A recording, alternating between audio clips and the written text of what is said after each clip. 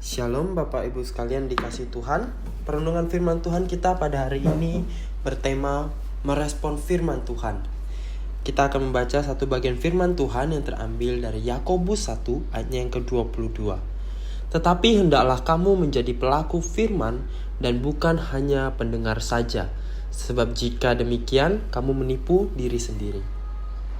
Saudara-saudari, kita bersama tahu makanan yang sehat tentu berguna bagi tubuh kita untuk memberikan kita tenaga, nutrisi, dan gizi yang baik bagi tubuh kita supaya kita bisa melakukan aktivitas kita sehari-hari dengan normal. Namun saudara-saudari, nutrisi-nutrisi ini tidak bisa berguna bagi tubuh kita jika kita hanya melihatnya atau menciumnya saja. Maka dari itu, makanan-makanan itu harus kita masukkan ke dalam mulut, lalu kita kunyah, kita telan, hingga akhirnya diproses di dalam perut kita, yang akhirnya nutrisi-nutrisi itu dapat diserap oleh tubuh kita.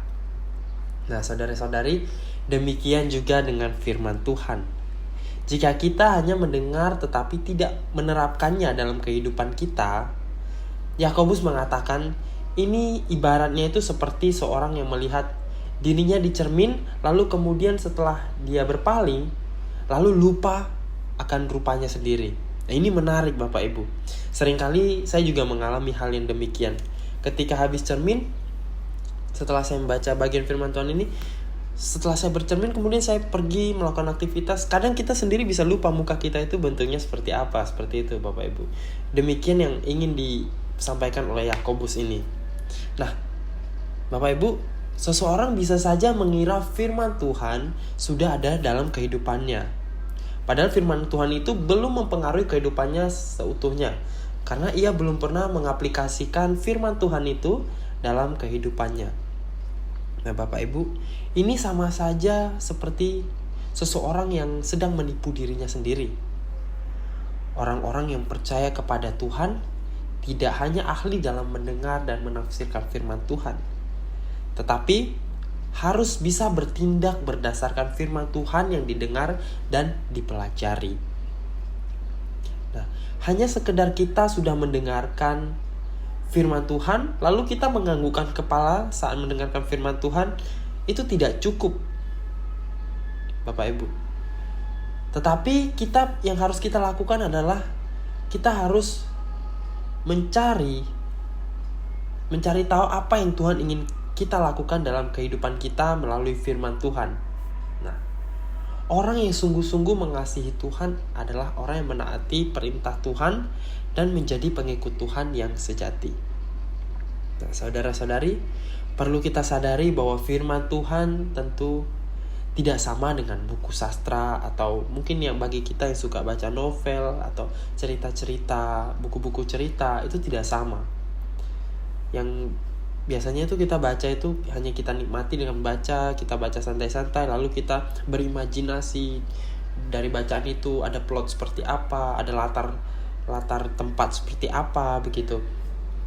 Atau mungkin hanya sekedar menghafal ayat-ayat favorit kita. Firman Tuhan berbeda dengan hal-hal demikian. Tetapi yang perlu kita sungguh-sungguh sadari adalah firman Tuhan harus kita lakukan, harus mengubahkan dan menolong kita supaya semakin serupa dengan Kristus hari demi hari. Maka dari itu Bapak Ibu sekalian, kita perlu belajar untuk taat kepada firman Tuhan. Jangan sampai kita menjadi orang yang membodohi diri sendiri dengan hanya mendengarkan dan membaca tetapi tidak melakukannya. Ketika kita sudah melakukan firman Tuhan, saudara-saudari, kita akan benar-benar diberkati Tuhan dalam perjalanan iman kita jika kita belajar untuk taat mengubahkan pola hidup kita. Mungkin kita sering berpikir kita tidak bisa melakukannya secara sempurna begitu.